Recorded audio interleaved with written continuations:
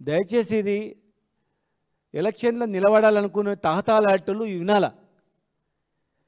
మిత్రులారా, మహారాష్ట్రలో సేమ్ ఇదే విధంగా ఎలక్షన్ షెడ్యూల్ తర్వాత కోర్టుకు వెళ్ళిండ్రు. కోర్టుకు వెళ్ళిన తర్వాత తెలుసా, 2022 అంటే 2020 నుంచి 21-22 వరకు ఈ జీవో ద్వారా జెడ్పీటీసీలై జిల్లా పరిషత్ చైర్మన్లై 2 సంవత్సరాలు చేసిండ్రు.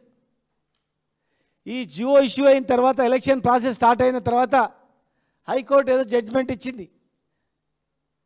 అంటే ఇది పాస్ కాయినట్లు కాదు, కేసు నడుస్తూ ఉంది, అడ్మిషన్ తీసుకొని కేసు నడుస్తుంది.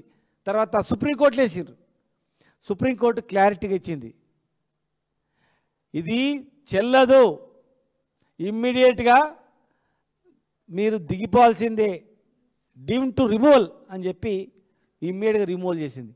అంటే 2 సంవత్సరాలు వాళ్ళు ఈ జీవో ద్వారా ఎన్నికై జిల్లా పరిషత్ చైర్మన్లుగా, జెడ్పీటీసీలుగా, ఎంపీపీలుగా చేసిన తర్వాత 2 సంవత్సరాల తర్వాత మొత్తం అందరినీ కూడా దింపేసింది.